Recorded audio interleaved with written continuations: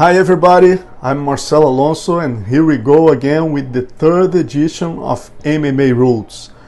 After bringing 4 Americans that started in Brazilian Vale Tudo in the first edition and the importance of Rickson Gracie in the beginning of Vitor Belfort in the second one, today we'll recall the history of Yuki Nakai, the small samurai who rescued Jiu-Jitsu back to Japan. The 11 victories of Rickson Gracie in the 4 initial editions of UFC and the 6 wins of his brother Rickson Gracie in 2 editions of Japan Open Tournament are considered even today as a turning point in martial arts history. Mainly in Japan, the ordinary public couldn't understand how 2 members of a Brazilian family could reach such a technical superiority over opponents using Jiu-Jitsu, a Japanese martial art. That questioning motivated a small Japanese weighing 150 pounds to enter in the second edition of Japan Open, a 8-man single elimination Vale Tudo Open tournament. Considered one of the most technical fighters from Shoto, Yuki Nakai wanted to test his skills against the champion of the first edition, Rickson Gracie. But to reach that goal, the small Japanese knew that he would have to pass through 2 heavyweights, more than 65 pounds heavier than him. The first fight against UFC 1 finalist Gerard Gordeau was a 33 minutes war, with the Japanese being severely hit with punches, kicks, stomps and even eye gouging. Nakai was able to submit with a heel hook, but was told by the doctors in the backstage he could have lost his left eye. Even with that possibility, the Japanese decided to return for the semi-final, facing the heavier man on the tournament, American Craig Pitbull Pitchman, 100 pounds heavier. Once again, Nakai, supported by his chairing, resisted to hard punishment to submit Pitchman with arm lock at 7 minutes of the second round. In the other side of the bracket, the champion of the first edition choked the Japanese Yamamoto and Kimura and reached the final against Nakai.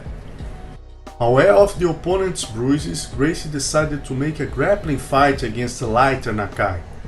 After taking him down, Brazilian easily passed his guard, reached his back and got him to tap with a tight rear naked choke at 6 minutes 22 seconds of the first round. The clear superiority of Rickson, submitting 3 Japanese in the same night with Jiu-Jitsu technique, certainly motivated Japanese promoters to create a new event called Pride.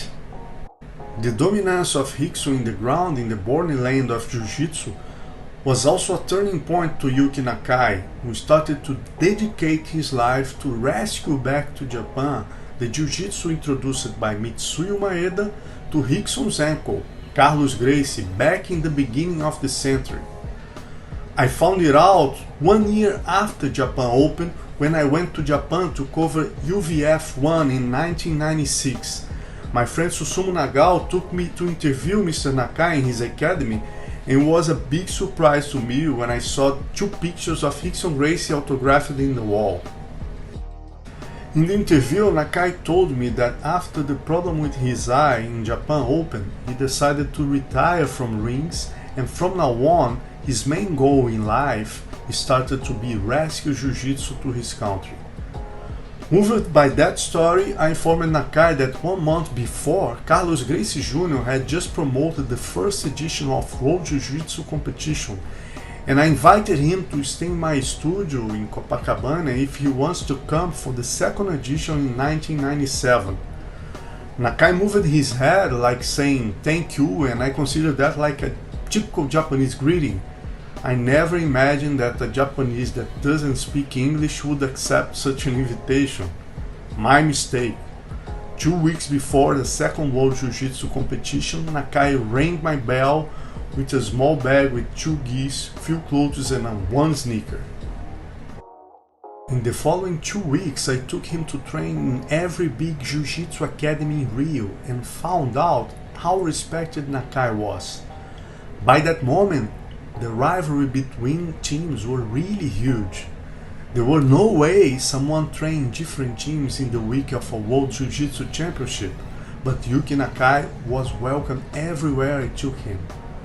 I believe not only because of his heroic participation in Japan Open that everybody remember about, but look it to me that the masters of our academy could feel that Yuki was a continuation of a cycle that has begun in the beginning of the century.